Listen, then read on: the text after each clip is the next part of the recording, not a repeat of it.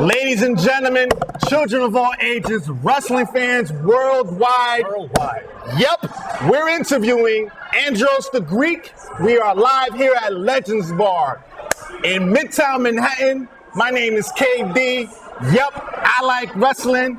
And we also have Andros the Greek's tag team partner, part of the Perfect Strangers. And I'm not talking about Larry and Balky again, because we already interviewed this guy. It's none other than Marcus Marquis.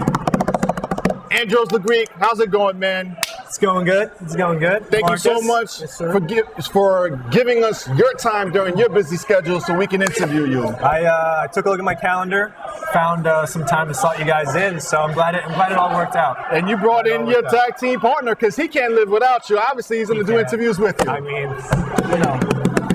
I'll be surprised if you ever get your picture done at the DMV. You know, you have to get your license, the picture again. Yeah. I'll be surprised if Marcus is not in that pic. As much as you guys are together. They wouldn't allow him in. Would you believe that? They wouldn't allow him in. I tried to bring him in, and they're like, no, we can only take a picture of you. But I'm like, he's my partner. He's my tag team partner. They didn't get it. They didn't appreciate what we have. Andros, so how did you get started with Warriors of Wrestling? So I started originally way back in 2012. Okay. I was looking for wrestling schools. I was in college, and through a mutual friend, I came across the Facebook profile of Will Ferrara, now in ROH. Okay.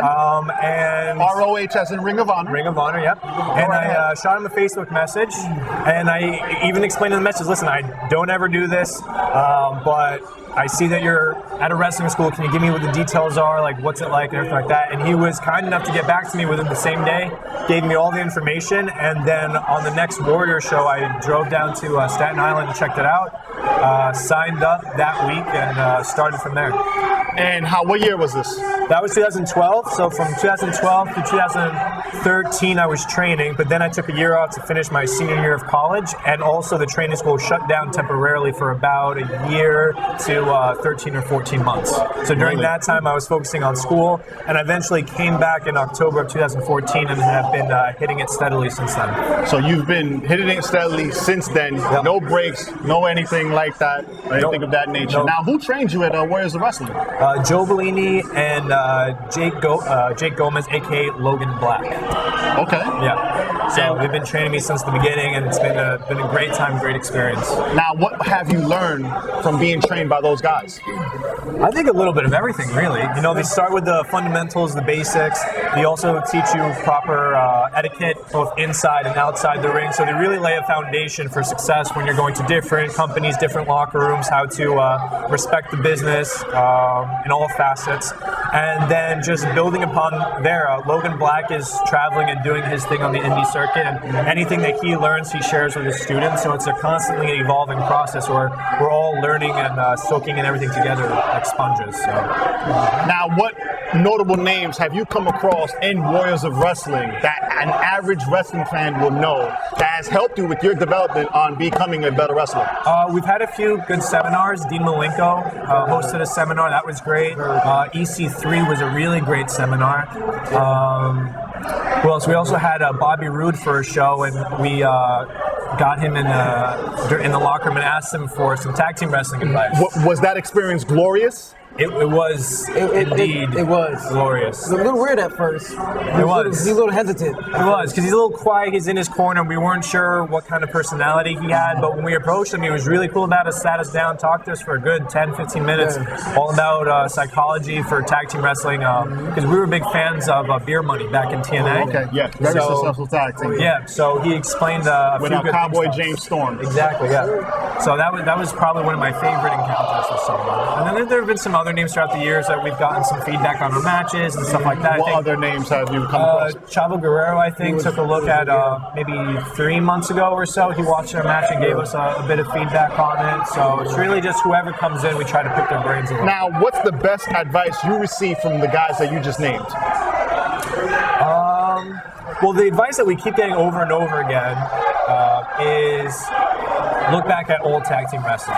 Because what's old is new. So, you go through all the whole phase of all the flips and moves like that, but then you slowly start seeing the revival, pun intended, of teams coming back with more of an old school style.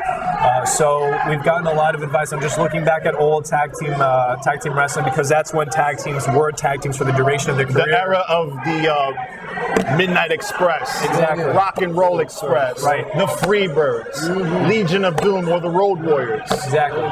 So just look at tag teams that were actual tag teams. The Hart Foundation, the yeah. British Bulldogs, Demolition, the Rockers. Exactly. So during that era, just look at that, see what they do, how they interact with each other. Basic in-ring psychology from that. We've just taken that and tried to make it our own. Where we going? Now, what's the story on how you paired with Marcus Marquis to create your own tag team, which is the Perfect Strangers? So really, the Perfect Strangers were kind of put together last minute before a show, if we're going to be completely honest. Basically, they didn't really have anything for us. We were on some pre-shows at Warriors of Wrestling. They're like, hey, why don't we put you two guys together? And then it was actually, I think, Logan Black's idea to call us the Perfect Strangers kind of as a joke because we would come in and train on different days, so we actually did not know each other. So I think... So you guys already had differences before even looking up. So, and the name just stuck.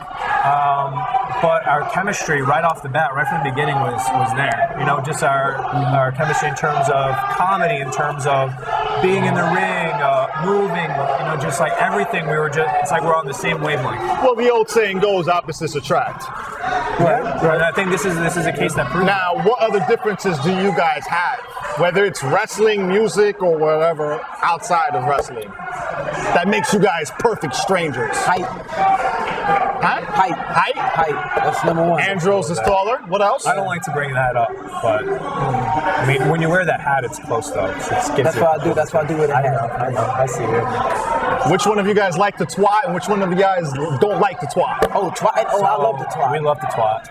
Okay, you guys have that as a Actually, similarity. we were going to ask you that. You kind of stole our thunder a little bit there. You guys are going to ask me that? Yeah, because you look like a twatter. I look like a twatter. You look like a serial twatter. I like twat if it's the right term that you guys are thinking about, but that's a different term. We're talking about tweeting while squatting. Oh, what do you?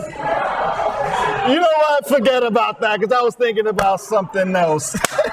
Andros,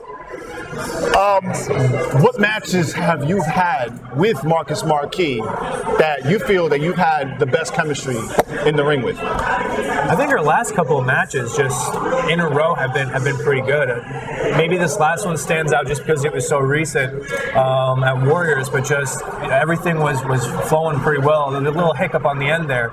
But and who was it against?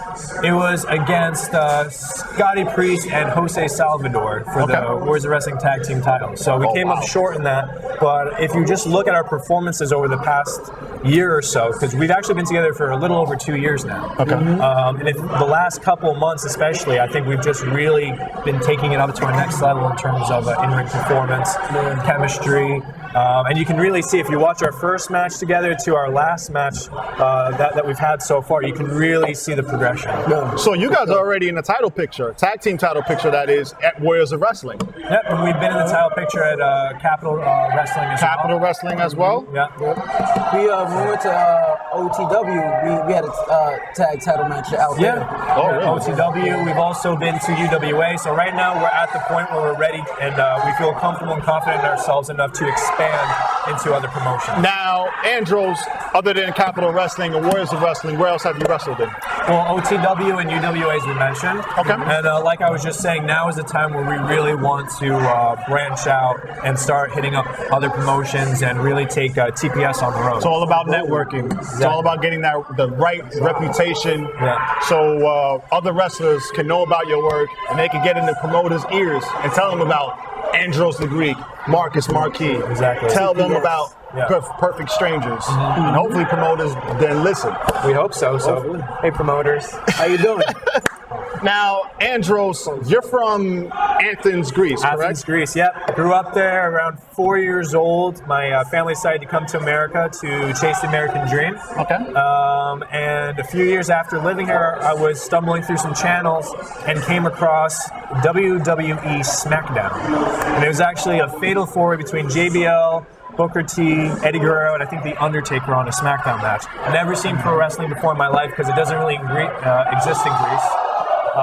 and I was enamored right from the very beginning. I was Now, hooked. how's the wrestling scene in Greece compared to the United States? It doesn't exist. I don't think there are any independent promotions there. So really, there are fans there, but it's really they're watching through Sky Sports and cable channels like that, where they're able to get it WWE programming. But there's no real independence, which is a bit upsetting because one personal dream of mine is to eventually get to a stage where You can wrestle in Greece. I can wrestle in Greece in front of everyone over there. 'Cause I think that would be a really special moment. Ladies and gentlemen, Yup, I Like Wrestling YouTube channel, youtube.com/Yup ILW, ProWrestlingTees.com/Yup ILW. Find us on SoundCloud, find us on iTunes, Twitter, Instagram, Facebook, Bumble. and all of that. Andros the Greek, what wrestlers inspired you to become a wrestler besides the ones you just mentioned? My early favorites: Rey Mysterio, Eddie Guerrero, Batista when I was younger. Then we got into Edge, Chris Jericho, very big. So that in the very beginning, those were the guys that sort of made me fall in love with it and so interested. Wow. Don't forget to log on to our website, YupILW.com. Marcus Marquis, Yes, sir. Andros the Greek. What's next for you guys? What upcoming matches do you guys have coming up? And where do you see yourself in the future? We got We got a big one coming up. October 14th. October 14th. Capital Wrestling. It's Really? Yeah, Capital Wrestling. It's the old school wrestling for the modern day fan. And who are you guys facing? New York Wrecking Krew. New York Okay. Wrecking Krew. Now is that with a C or K? Because I see them put NYWK. Now, New York Wrecking but I keep Krew, thinking it's New a York typo. Wrecking Krew, they're also part of House of Glory, correct? Part of House of Glory. Yeah. Okay. It's with a K. It's Ebonics. It's a K. But it's a K. Capital Yo, hold on. Listen is an interview. Yo, my man, this is an interview. Yo, my man, this is an interview. Yo, this is an interview. Yo, this is an interview. Come on, bitch. Yo, this is an interview. Come on, man. This is an interview. Shut the camera off. Shut the camera off. Yo, shut the camera off. Yo, shut the camera off. Yo, chill out. Yo, shut the camera off. Yo, chill out, man. Yo, chill out, yo.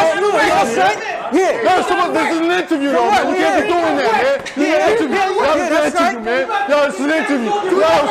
Yo, shut the fucking camera off.